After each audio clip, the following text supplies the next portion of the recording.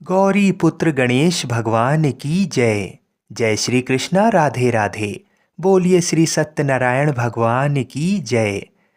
सनातन धर्म से जुड़ा शायद ही कोई ऐसा व्यक्ति होगा जिसने श्री सत्यनारायण कथा का नाम ना सुना हो। इस कथा को सुनने का फल हजारों सालों तक किए गए यज्ञ के बराबर माना जाता है। शास्त्रों के मुताबिक ऐसा माना गया है कि इस कथा को सुनने वाला व्यक्ति अगर व्रत रखता है तो उसके जीवन के दुखों को श्री हरि विष्णु खुद ही हर लेते हैं। स्कंद पुराण के मुताबिक भगवान सत्यनारायण श्री हरि विष्णु का ही दूसरा रूप हैं। इस कथा की महिमा को भगवान सत्यनारायण ने अपने मुख से देवर्षि नारद को बताया है। पूर्णिमा के दिन इस कथा को सुनने का विशेष महत्व है। कलयुग में इस व्रत कथा को सुनना बहुत प्रभावशाली माना गया है। तो हमारी आपसे विनम्र विनती है कि इस कथा को पूरा अवश्य सुनिएगा। जो लोग पूर्णिमा के दिन कथा नहीं सुन पाते हैं वे कम से कम भगवान सत्यनारायण का मन में ध्यान कर लें, विशेष लाभ होता है। पुराणों में ऐसा भी बताया गया है कि जिस स्थान पर श्री सत्यनारायण भगवान की पूजा होती है वहाँ गौरी, गणेश, नवग्रह और समस्त दिक्पाल आ जाते हैं। केले के पेड़ के नीचे अथवा घर के ब्रह्म स्थान पर पूजा करना उत्तम फल देता है। भोग में पंजीरी, पंचामृत, केला और तुलसी दल विशेष रूप से शामिल करें। सिर्फ पूर्णिमा को ही नहीं, परिस्थितियों के मुताबिक किसी भी दिन कथा सुनी जा सकती है। बृहस्पतिवार को कथा सुनना विशेष लाभकारी होता है। भगवान तो बस प्रेम और भाव के भूखे हैं। इस कथा के प्रभाव से खुशहाल जीवन, दाम्पत्य सुख, मन चाहे वर वधू, संतान, स्वास्थ्य जैसी समस्त मनोकामनाओं की पूर्ति होती है। अगर पैसों से जुड़ी कोई समस्या है तो ये कथा किसी संजीवनी से कम नहीं है। तो जब भी मौका मिले भगवान की कथा सुने और सुनाएं। आइए भगवान श्री लक्ष्मी नारायण जी के चरणों का ध्यान करते हुए इस कथा को सुनते हैं। एक समय की बात है, नैमिषारण्य तीर्थ में सौनक आदि 88,000 ऋषियों ने श्री सूत जी से पूछा, हे प्रभु, इस कलयुग में वेद विद्या रहित मनुष्य को प्रभु भक्ति किस प्रकार मिल सकती है तथा उनका उद्धार कैसे होगा। हे मुनि श्रेष्ठ, कोई ऐसा तप बताइए जिससे थोड़े समय में ही पुण्य मिले और मनोवांछित फल भी मिल जाए। इस प्रकार की कथा सुनने की हम इच्छा रखते हैं। सर्व शास्त्रों के ज्ञाता सूत जी बोले, हे वैष्णवों में पूज्य, आप सभी ने प्राणियों के हित की बात पूछी है, इसलिए मैं एक ऐसे श्रेष्ठ व्रत को आप लोगों को बताऊंगा जिसे नारद जी ने लक्ष्मी नारायण जी से पूछा था और लक्ष्मीपति ने मुनि श्रेष्ठ नारद जी से कहा था, आप सब इसे ध्यान से सुनिए। एक समय की बात है, योगी राज नारद जी दूसरों के हित की इच्छा लिए अनेकों लोकों में घूमते हुए मृत्यु लोक में आ पहुंचे। यहाँ उन्होंने अनेक योनियों में जन्मे प्राय सभी मनुष्यों को अपने कर्मों द्वारा अनेकों दुखों से पीड़ित देखा। उनका दुख देख नारद जी सोचने लगे कि कैसा यत्न किया जाए जिसके करने से निश्चित रूप से मानव के दुखों का अंत हो जाए। इसी प्रकार पर मनन करते हुए वह विष्णु लोक में गए। वहां वह देवों के ईश नारायण की स्तुति करने लगे, जिनके हाथों में शंख, चक्र, गदा और पद्म थे। गले में वरमाला पहने हुए थे। स्तुति करते हुए नारद जी बोले, हे भगवान, आप अत्यंत शक्ति से संपन्न हैं। मन तथा वाणी भी आपको नहीं पा सकती। आपका आदि, मध्य तथा अंत नहीं है। निर्गुण स्वरूप सृष्टि के कारण भक्तों के दुख को दूर करने वाले हैं। आपको मेरा नमस्कार है। नारद जी की स्तुति सुन विष्णु भगवान बोले, हे मुनि श्रेष्ठ, आपके मन में क्या बात है? आप किस काम के लिए पधारे हैं? उसे निसंकोच कहो। इस पर नारद मुनि बोले कि मृत्यु लोक में अनेक योनियों में जन्मे मनुष्य अपने कर्मों के द्वारा अनेकों दुख से दुखी हो रहे हैं। हे नाथ, आप मुझ पर दया रखते हैं तो बताइए कि वो मनुष्य थोड़े प्रयास से ही अपने दुखों से कैसे छुटकारा पा सकते हैं। तब श्री हरि बोले, हे नारद, मनुष्यों की भलाई के लिए तुमने बहुत अच्छी बात पूछी है। जिसके करने से मनुष्य मोह से छूट जाता है, वह बात मैं कहता हूँ, उसे ध्यानपूर्वक सुनो। स्वर्गलोक व मृत्युलोक दोनों में एक दुर्लभ उत्तम व्रत है जो पुण्य देने वाला है। आज प्रेमवश होकर मैं उसे तुमसे कहता हूँ। श्री सत्यनारायण भगवान का ये व्रत अच्छी तरह विधान पूर्वक करके मनुष्य तुरंत ही यहाँ सुख भोग कर मरने पर मोक्ष पाता है। श्री हरि के वचन सुन नारद जी बोले कि उस व्रत का फल क्या है और उसका विधान क्या है। ये व्रत किसने किया था, इस व्रत को किस दिन करना चाहिए, सभी कुछ विस्तार से बताइए। नारद जी की बात सुनकर श्री हरि बोले, दुख व शोक को दूर करने वाला, ये सभी स्थानों पर विजय दिलाने वाला है। मानव को भक्ति व श्रद्धा के साथ शाम को श्री सत्यनारायण की पूजा धर्म परायण होकर ब्राह्मणों व बंधुओं के साथ करनी चाहिए। भक्ति भाव से ही नैवेद्य, केले का फल, घी, दूध और गेहूं का आटा सवाया लें। गेहूं के स्थान पर साठी का आटा, शक्कर तथा गुड़ लेकर वह सभी भक्षण योग्य पदार्थों को मिलाकर भगवान का भोग लगाएं। ब्राह्मणों सहित बंधु बांधवों को भी भोजन कराएं। उसके बाद स्वयं भोजन करें। भजन कीर्तन के साथ भगवान की भक्ति में लीन हो जाएं। इस तरह से सत्यनारायण भगवान का ये व्रत करने पर मनुष्य की सारी इच्छाएं निश्चित रूप से पूरी होती हैं। इस कलिकाल अर्थात कलयुग में मृत्यु लोक में मोक्ष का यही एक सरल उपाय बताया गया है। इस प्रकार से श्री सत्यनारायण व्रत कथा का प्रथम अध्याय संपूर्ण हुआ। आप लोग बड़ी श्रद्धा और प्रेम से बोलिए, श्रीमन नारायण नारायण हरि हरि, भजमन नारायण नारायण हरि हरि। बोलिए श्री सत्यनारायण भगवान की जय। मित्रों, अब दूसरा अध्याय सुनिए। सूत जी बोले, हे ऋषियों, जिसने पहले समय में इस व्रत को किया था उसका इतिहास कहता हूँ, इसे ध्यान से सुनो। सुंदर काशीपुरी नगरी में एक अत्यंत निर्धन ब्राह्मण रहता था। भूख प्यास से परेशान वह धरती पर घूमता रहता था। ब्राह्मणों से प्रेम करने वाले भगवान ने एक दिन ब्राह्मण का वेश धारण कर उसके पास जाकर पूछा, हे विप्र, नित्य दुखी होकर तुम पृथ्वी पर क्यों घूमते हो? दीन ब्राह्मण बोला, मैं निर्धन ब्राह्मण हूँ, भिक्षा के लिए धरती पर घूमता हूँ। हे भगवान, यदि आप इसका कोई उपाय जानते हो तो बताइए।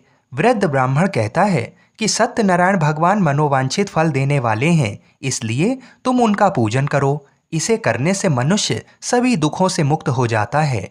वृद्ध ब्राह्मण बनकर आए सत्यनारायण भगवान उस निर्धन ब्राह्मण को व्रत का सारा विधान बताकर अंतर्ध्यान हो गए। ब्राह्मण मन ही मन सोचने लगा कि जिस व्रत को वृद्ध ब्राह्मण करने को कह गया है, मैं उसे जरूर करूँगा। ये निश्चय करने के बाद उसे रात में नींद नहीं आई। वह सवेरे उठकर सत्यनारायण भगवान के व्रत का निश्चय कर भिक्षा के लिए चला गया। उस दिन निर्धन ब्राह्मण को भिक्षा में बहुत धन मिला, जिससे उसने बंधु बांधवों के साथ मिलकर श्री सत्यनारायण भगवान का व्रत संपन्न किया। भगवान सत्यनारायण का व्रत संपन्न करने के बाद वह निर्धन ब्राह्मण सभी दुखों से छूट गया और अनेक प्रकार की संपत्तियों से युक्त हो गया। उसी समय से ये ब्राह्मण हर माह इस व्रत को करने लगा। इस तरह से सत्यनारायण भगवान के व्रत को जो मनुष्य करेगा वह सभी प्रकार के पापों से छूटकर मोक्ष को प्राप्त होगा। जो मनुष्य इस व्रत को करेगा वह भी दुखों से मुक्त हो जाएगा। सूत जी बोले कि इस तरह से नारद जी से नारायण जी का कहा हुआ श्री सत्यनारायण व्रत को मैंने तुमसे कहा। हे विप्रो, मैं अब और क्या कहूँ? ऋषि बोले, हे मुनिवर, संसार में उस विप्र से सुनकर और किस किस ने व्रत को किया, हम सब इस बात को सुनना चाहते हैं। इसके लिए हमारे मन में श्रद्धा का भाव है।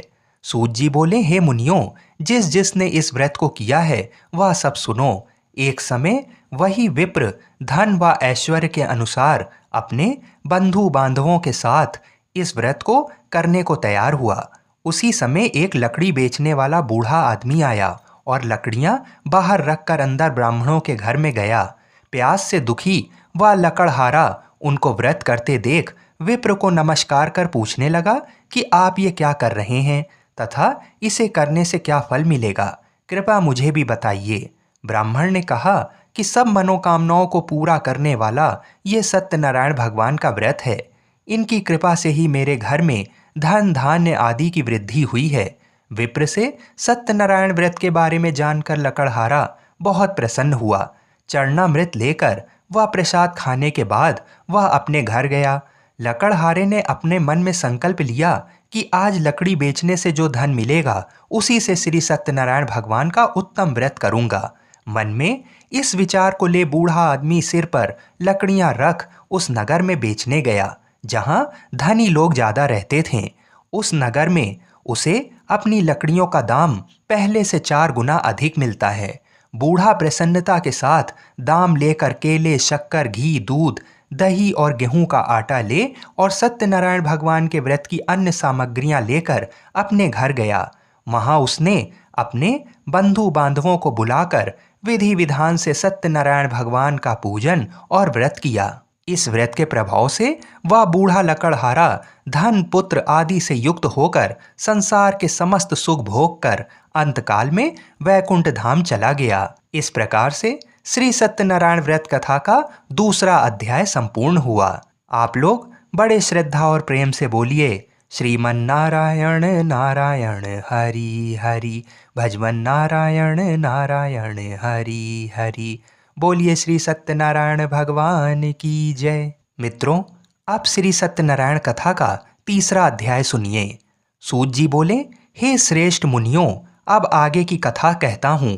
पहले समय में उल्का मुख नाम का एक बुद्धिमान राजा था। वह सत्यवक्ता और जितेंद्रिय था। प्रतिदिन देव स्थानों पर जाता और निर्धनों को धन देकर उनके कष्ट दूर करता था। उसकी पत्नी कमल के समान मुख वाली तथा सती साध्वी थी। भद्रशिला नदी के तट पर उन दोनों ने श्री सत्यनारायण भगवान का व्रत किया। उसी समय साधु नाम का एक वैश्य आया। उसके पास व्यापार करने के लिए बहुत सा धन भी था। राजा को व्रत करते देखकर वह विनय के साथ पूछने लगा, हे राजन, भक्ति भाव से पूर्ण होकर आप ये क्या कर रहे हैं? मैं सुनने की इच्छा रखता हूँ, तो आप मुझे बताइए। राजा बोला, हे साधु, अपने बंधु बांधवों के साथ पुत्र आदि की प्राप्ति के लिए एक महाशक्तिमान श्री सत्यनारायण भगवान का व्रत व पूजन कर रहा हूँ। राजा के वचन सुन साधु आदर से बोला, हे राजन, मुझे इस व्रत का सारा विधान कहिए। आपके कथानुसार मैं इस व्रत को करूँगा। आपके कथानुसार मैं भी इस व्रत को करूँगा। मेरी भी संतान नहीं है और इस व्रत को करने से निश्चित रूप से मुझे संतान की प्राप्ति होगी। राजा से व्रत का सारा विधान सुन व्यापार से निवृत्त हो वह अपने घर गया। साधु वैश्य ने अपनी पत्नी को संतान देने वाले इस व्रत का वर्णन कह सुनाया और कहा कि जब मेरी संतान होगी तब मैं इस व्रत को करूँगा। साधु ने इस तरह के वचन अपनी पत्नी लीलावती से कहे। एक दिन लीलावती पति के साथ आनंदित हो सांसारिक धर्म में प्रवृत्त होकर सत्यनारायण भगवान की कृपा से गर्भवती हो गई। 10वें महीने में उसके गर्भ से एक सुंदर कन्या ने जन्म लिया।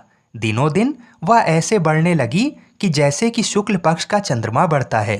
माता पिता ने अपनी कन्या का नाम कलावती रखा।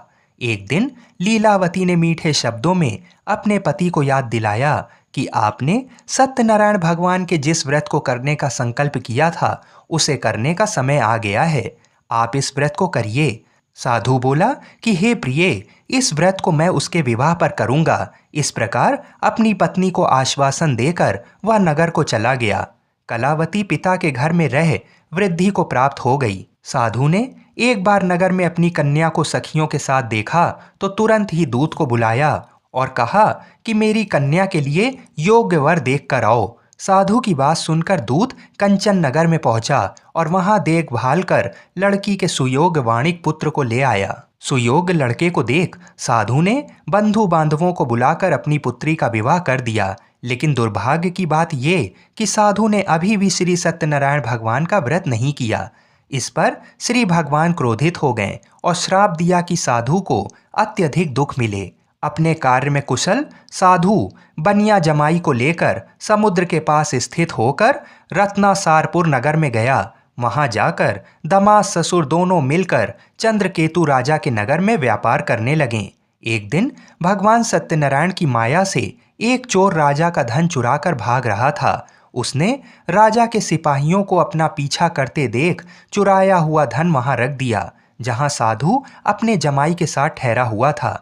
राजा के सिपाहियों ने साधु वैश्य के पास राजा का धन पड़ा देखा तो वह ससुर जमाई दोनों को बांधकर प्रसन्नता से राजा के पास ले गए और कहा कि इन दोनों चोरों को हम पकड़ लाए हैं, आप आगे की कार्यवाही की आज्ञा दें।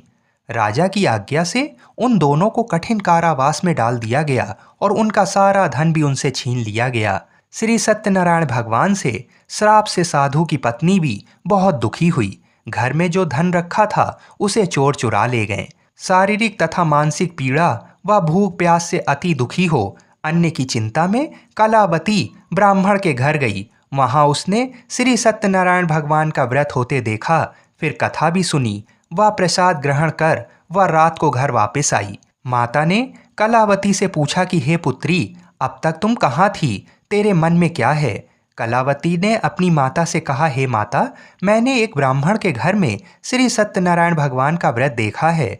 कन्या के वचन सुन लीलावती भगवान के पूजन की तैयारी करने लगी। लीलावती ने परिवार व बंधुओं सहित सत्यनारायण भगवान का पूजन किया और उनसे वर मांगा कि मेरे पति तथा जमाई शीघ्र घर आ जाएं। साथ ही ये भी प्रार्थना की कि हम सबका अपराध भगवान क्षमा करें।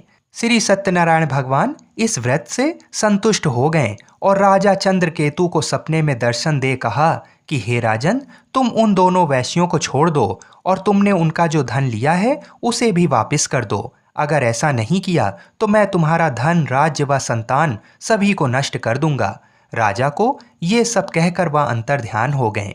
प्रातःकाल सभा में राजा ने अपना सपना सुनाया। फिर बोले कि बणिक पुत्रों को कैद से मुक्त कर सभा में लाओ। दोनों ने आते ही राजा को प्रणाम किया। राजा मीठी वाणी में बोला, हे महानुभावों, भाग्यवश ऐसा कठिन दुख तुम्हें प्राप्त हुआ है, लेकिन अब तुम्हें कोई भय नहीं है। ऐसा कह राजा ने उन दोनों को नए वस्त्र आभूषण भी पहनाए और जितना धन उनका लिया था उससे दोगुना धन वापस कर दिया। दोनों वैश्य अपने घर को चल दिए। इस प्रकार से श्री सत्यनारायण भगवान व्रत कथा का तीसरा अध्याय यहीं पर संपूर्ण हुआ। बड़े ही श्रद्धा और प्रेम से बोलिए, श्रीमन नारायण नारायण हरि हरि, भजमन नारायण नारायण हरि हरि। बोलिए श्री सत्यनारायण भगवान की जय। मित्रों, आइए अब श्री सत्यनारायण भगवान की कथा का चौथा अध्याय सुनते हैं। सूत जी बोले, वैश्य ने मंगलाचार कर अपनी यात्रा आरंभ की और अपने नगर की ओर चल दिए। उनकी थोड़ी दूर जाने पर एक दंडी वेशधारी श्री सत्यनारायण ने उनसे पूछा, हे साधु, तेरी नाव में क्या है?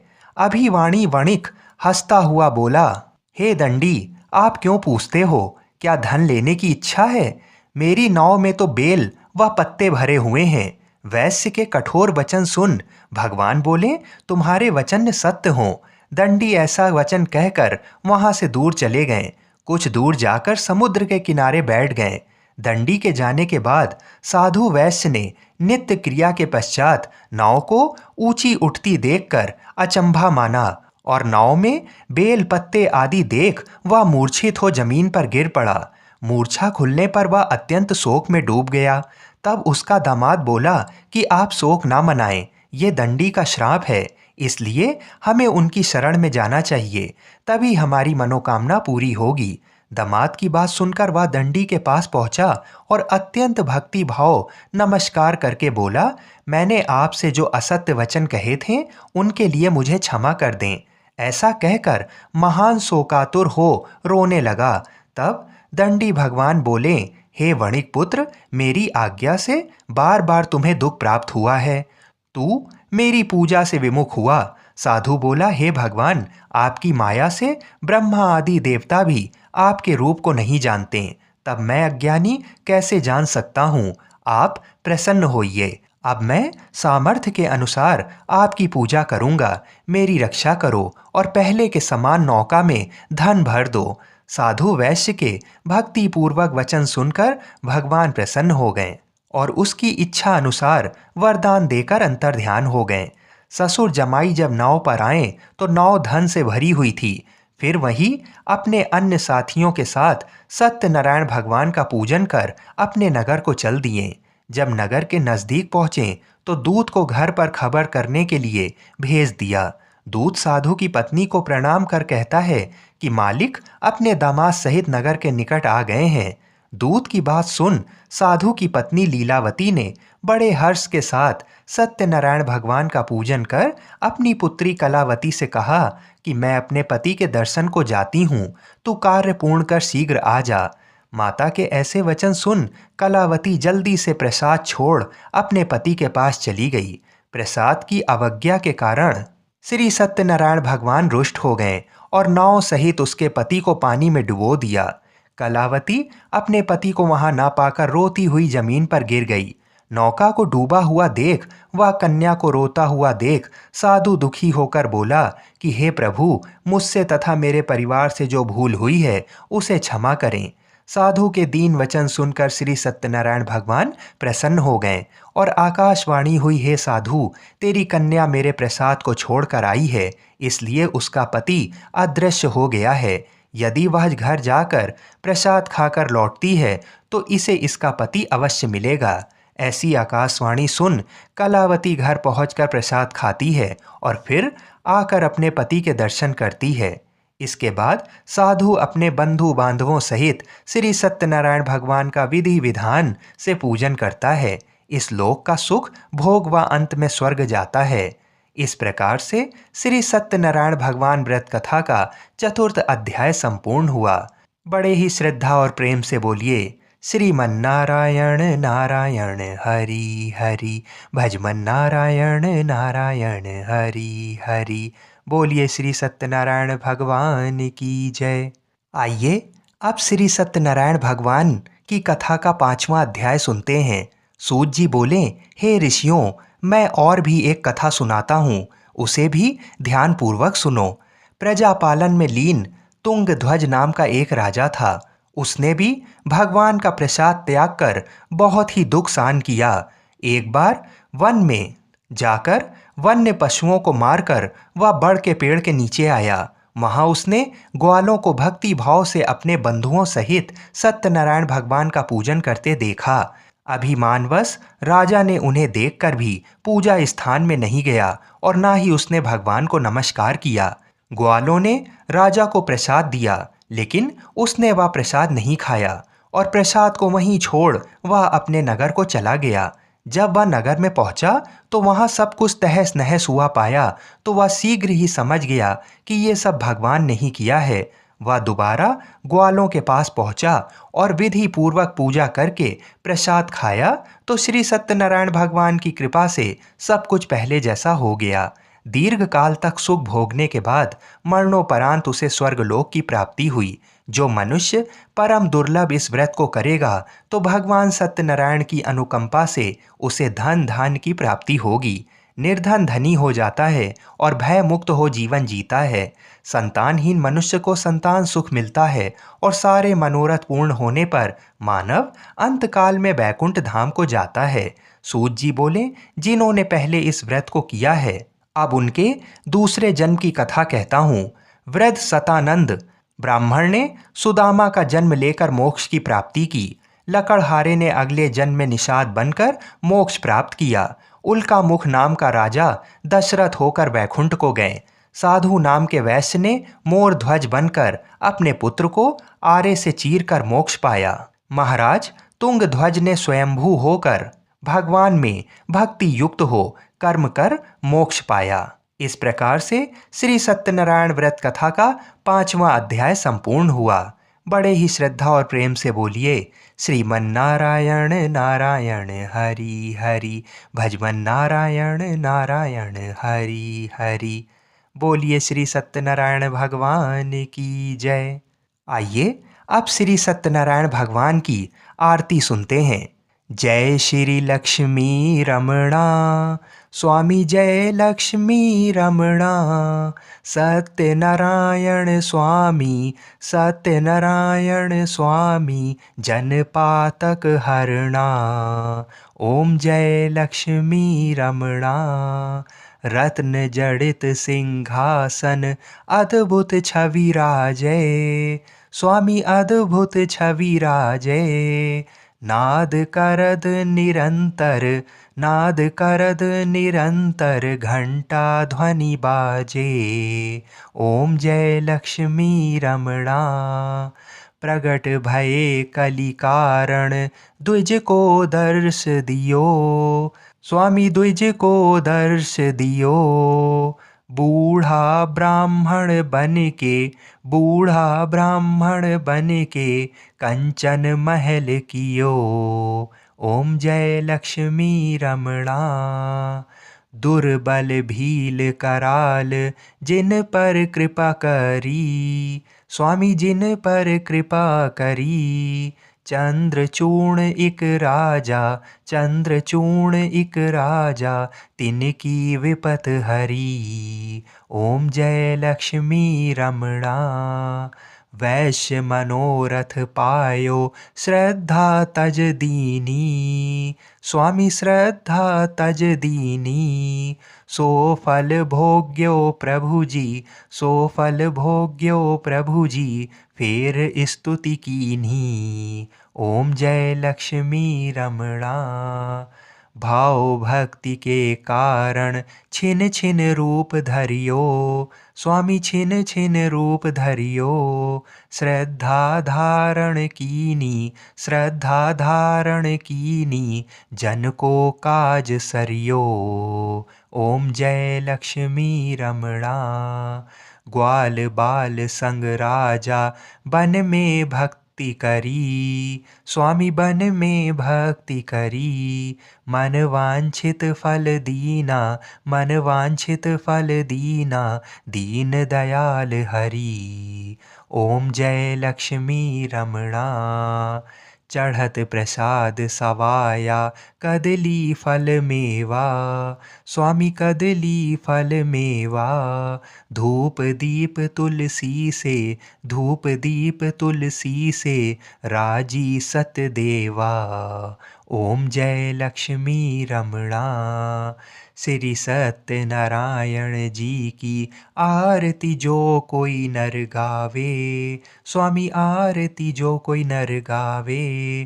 कहत शिवानंद स्वामी, कहत शिवानंद स्वामी, मन वांछित फल पावे। ओम जय लक्ष्मी रमणा। बोलिए श्री सत्यनारायण भगवान की जय। मित्रों, पूरी सत्यनारायण व्रत कथा का निहितार्थ ये है कि लौकिक एवं परलौकिक हितों की साधना के लिए मनुष्य को सत्य आचरण का व्रत लेना चाहिए। सत्य ही भगवान है, सत्य ही विष्णु है। लोक में सारी बुराइयों, सारे कलेशों, सारे संघर्षों का मूल कारण है सत्य आचरण का अभाव। सत्यनारायण व्रत कथा पुस्तिका में इस संबंध में एक श्लोक है जिसका अर्थ है, सत्यनारायण व्रत का अनुष्ठान करके मनुष्य सभी दुखों से मुक्त हो जाता है। कली काल में सत्य की पूजा विशेष रूप से फलदायी है। सत्य के अनेक नाम हैं, यथा सत्यनारायण, सत्यदेव, सनातन, सत्य रूपी विष्णु। भगवान कलयुग में अनेक रूप धारण करके लोगों को मनवांछित फल देंगे। इसी प्रकार से श्री सत्यनारायण व्रत कथा संपूर्ण हुई। श्रीमन नारायण नारायण हरि हरि, भजमन नारायण नारायण हरि हरि। बोलिए श्री सत्यनारायण भगवान की जय। जय जय श्री राधे।